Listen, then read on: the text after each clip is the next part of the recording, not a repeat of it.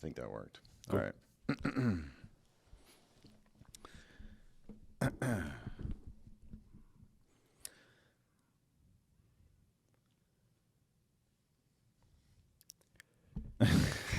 It's been so long, I forgot how to start these things. Hello, everybody, and thank you for listening to another episode of the No Fluff MSP Marketing Podcast. I'm your host, Taher Hamid. I've got my co-host here. Stephen Badorf, and we're Backdorf on camera. Or Backdorf on camera. Oh, yeah. We'll see if the camera thing's sustainable. No more Backdorf jokes. Yeah, I think we've exhausted the Backdorf jokes. We're going to have to come up with something new. So today is probably going to be short and sweet, although I do say that a lot and they end up not being short and sweet. But this one is pretty... We say that on every episode. This one is pretty short and sweet. So we do a lot of website tips, and the reason we do a lot of website tips is because websites are so important for lead generation. I mean, I've said it on the podcast so many times, like 70% of our leads over time have come from the website. And when I hear MSPs say, oh, the website's just to look professional, it's just to, make us look good if people land on it, that's ridiculous. And that really cannot be your mindset, because that's not what your website is for. Your website is to generate leads for you. That is what your website is meant to do. So one of our mantras is all roads lead to the website. If we're doing a direct mail campaign, if we're doing remarketing, if we're doing an advertising campaign, if whatever it is that we're doing, we're working on SEO, all roads lead to the website. We want to get people to the website. The website's like our resume. It's like, this is how awesome we are, right? This is why you should care. Here's some interesting content. Here's something funny. Here's something informative, etc., to get people engaged with us so that they fill out a contact form or that they call us. Because when you use your website as the primary selling tool, it like pre-qualifies the person. That's why we have a pricing calculator on our website.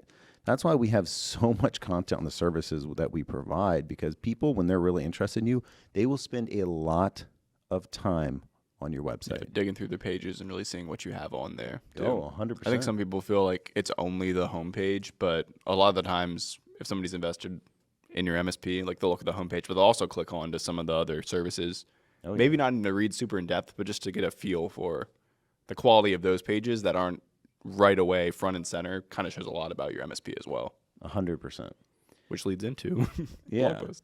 And even before we get to that, it's like when I'm about to make a big purchase, whether it's business to business or it's business to consumer, for instance, I just bought an overly expensive outdoor sauna. The sauna, right? I mean, like, I've been so stoked about this. It's finally coming in. I'm building the base, whatever. Like, I'm the reason I'm doing it is apparently there's studies that if you go in a sauna 2 or 3 times a week, it reduces cardiac issues by about 63%.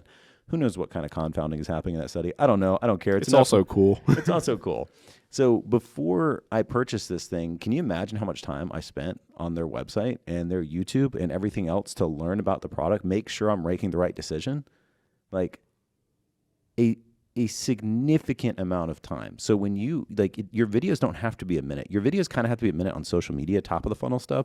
But as people start working their way down the funnel and they're on your website, they want to learn more about your services, your videos can be longer. You can provide more information. Like, people are very engaged with learning about you at this stage. And that's why inbound leads are almost as good as referrals.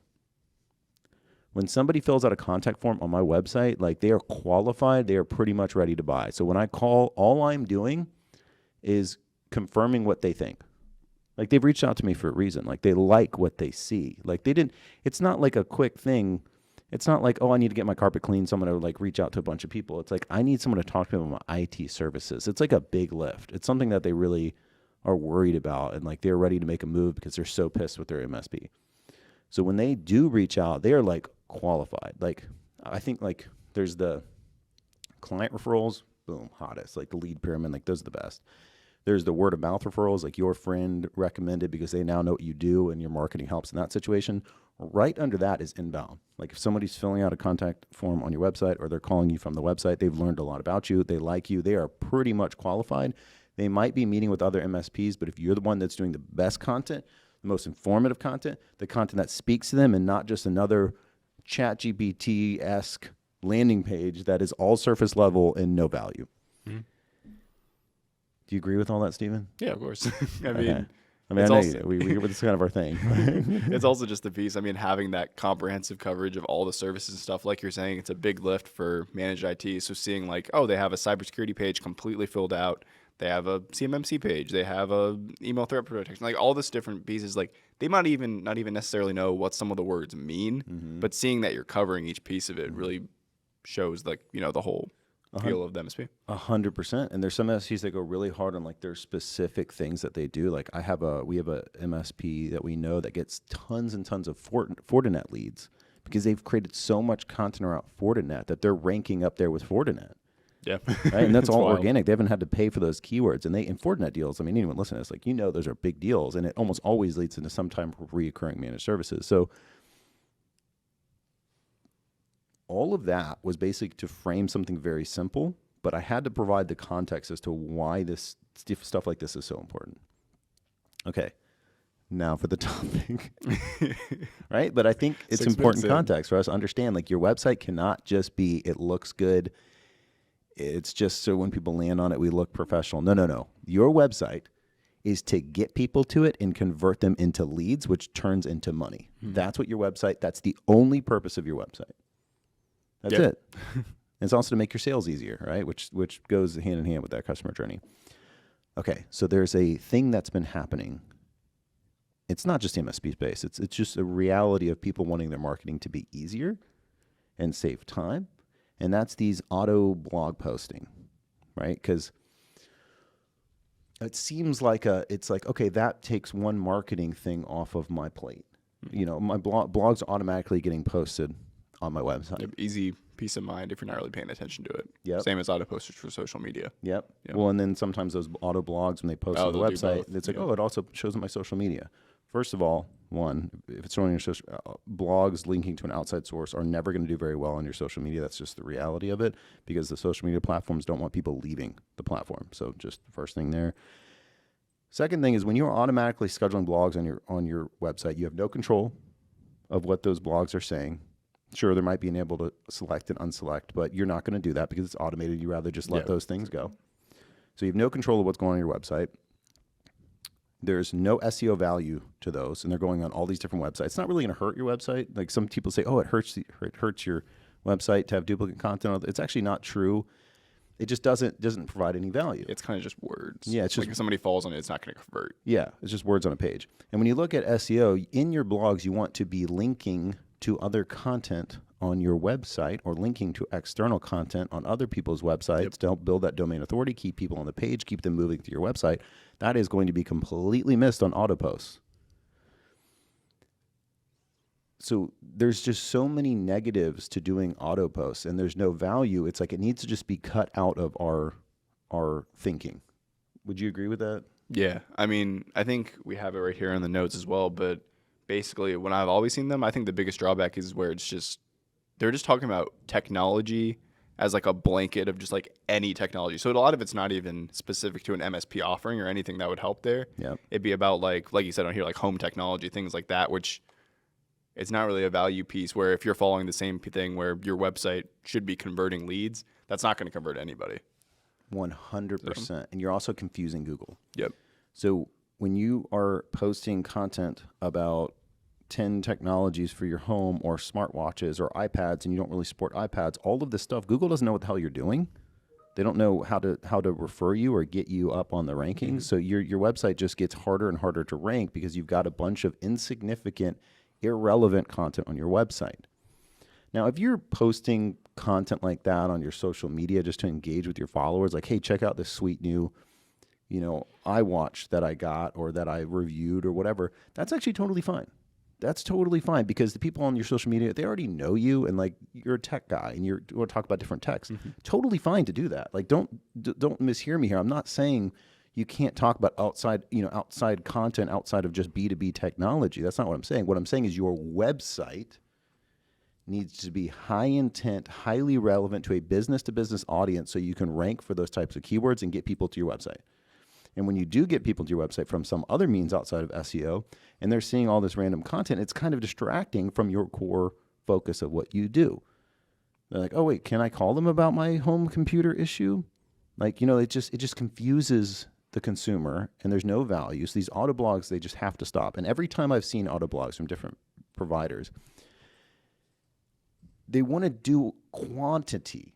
Like sometimes it's like 2-3 blogs a week. I'm like, there's just no point in having that many blogs on your website. So if there's one thing you get from this today, blogs on your website need to be focused on B2B, relatively high intent with a potential search volume.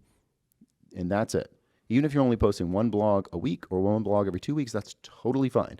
So much better to have quality on the blog than quantity that just makes it harder for you to rank for the stuff you want to rank. Here's an example. We had a blog on our website on why are giraffes' tongues black. It was like the top link, right? It was a top link in the world when somebody searched that keyword. Which is not good. We had thousands and thousands of people visiting our website every week for why is a giraffe's tongue black, and it like related it to some weird like metaphor. They try to do something with it to with like computer technology. And here's the thing, that blog was on a lot of other websites. It was through a service like, where it was posting on a lot of people's websites. But for some reason, Google liked the one that was on our website, and that's the one that blew up. So again, that's an example of like, just because there's duplicate content on websites doesn't mean it's impossible to rank. That's just not true. It's a fallacy. Mm-hmm. Trust me. We post on our peer groups the same blogs are sometimes, and sometimes one of the peers ranks really well and gets leads from a blog that's on 4 other websites, right? So that's just a fallacy. But with that blog, even though we're getting thousands of people to our website, and this is why you need to look at the website metrics, you got to spend a lot of time on your website, we saw 100% bounce rate. Of course. They found the answer to the question and they left or something. Yeah. No one in the world visits that blog and goes, oh shit, you're right. Time to read about technology. Yeah. I do need cybersecurity for my business. So we took that blog off because sure, it was getting a lot of visitors to the website, but there's no value. That's what I'm talking about here. That's what we're talking about here. You don't want to just post blogs on your website to stay relevant or stay like we're active. No, just take that out of your mind. Take that the blogs are going to be like just helpful resources when people land on your website. Take all that out of your mind. Mm-hmm. I'm telling you that you just got to cut all that out right now. And every blog on your website has to have intent. That's it. And your website will do better over time. I promise you. I knew nothing about SEO when I started Alltech, but I started posting custom blogs. I started, taking some bot blogs and tailoring them, and all of them had intent. Our SEO has just continued to improve month over month over month over month to the point where most of our leads are coming from the website now. So it's just like, that's like the sum of this very simple topic. Do you have any other points on why no one should automatically schedule blog posts on their website? Yeah, one thing I was thinking of, like from the perspective of somebody searching for a new MSP or kind of evaluating different options. If you're going onto somebody's site and you're seeing a certain amount of blogs on the page, maybe you just jump into the blog page and it's like, oh, there's all these ones posted out, but that MSP is using an auto blog poster and another one's using it. So you go to somebody else's site, they have the same blogs. Like I feel like that'd be an instant like just drawback, seeing that it's the exact same content posted on both, which if I was a person evaluating, I would cut both of them out of my kind of list because, I mean, the lack of originality in the content really speaks to the quantity over quality approach. Yep. And that's why with MSP Camp, what we do is we don't do where it's like, okay, every month we release 30x, 4 blogs, blah, blah, like a systematic monthly thing, because then all of our hundreds of members are going to be posting the same thing at the same time. I don't want that. Like, yes, we have the county lock, which helps a ton, but I also want the MSP to go at the campaigns. What campaign are you running this quarter? Or go to the social media content, or go to the videos and say, okay, what content best matches what I'm communicating right now? How do I tailor it for what we're communicating right now? Most of the content we focus on is evergreen. We want to be able to put the time and attention into the content so it's awesome and you can use it at any time. Versus like so many services are like, here's the content you're going to use this month, and then it's like hundreds of people are using the same content. That, I mean, again, duplicate content is not necessarily going to hurt your website, right? But if you are posting custom content or tailoring content for you, it's going to help. And that's what we want to focus on. So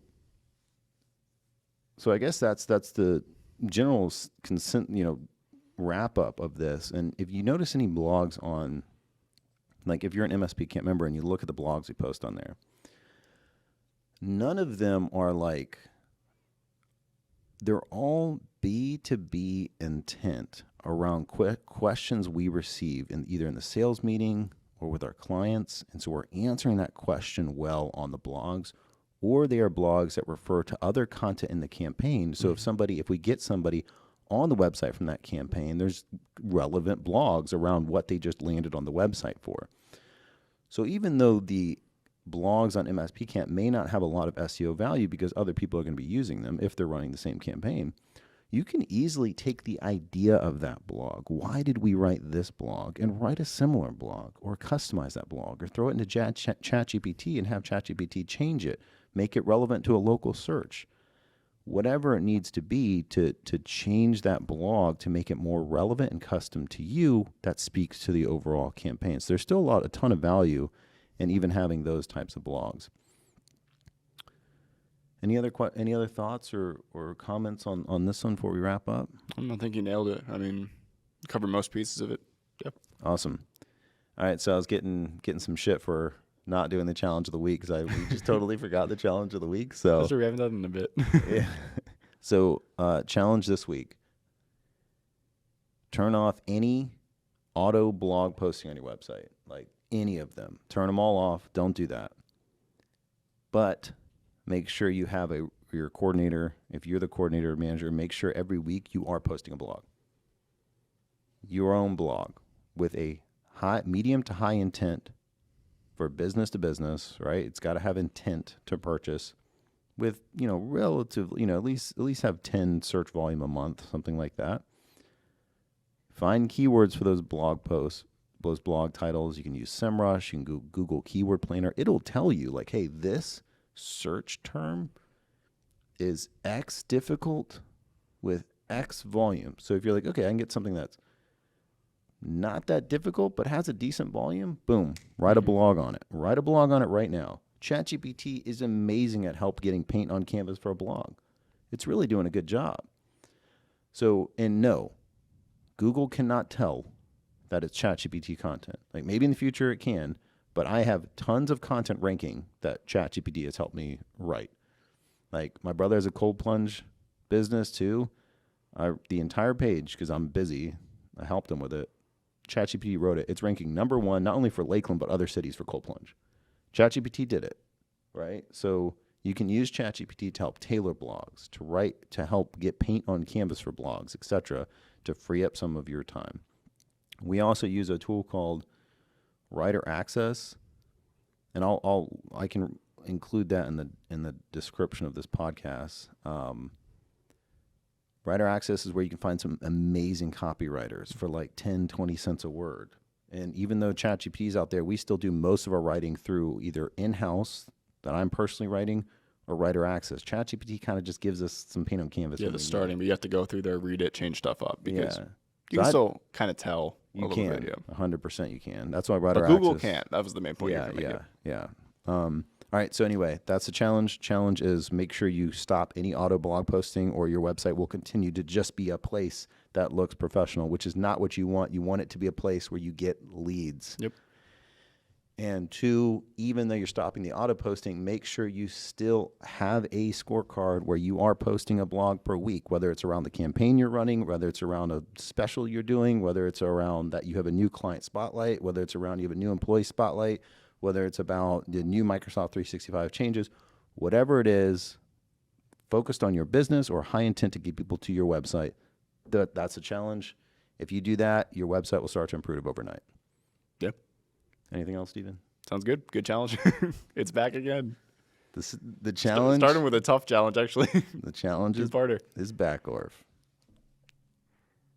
Okay, bye. All right, y'all. Thank you so much for listening. We really appreciate it. And we will see you on the next one. Yep. Thank you.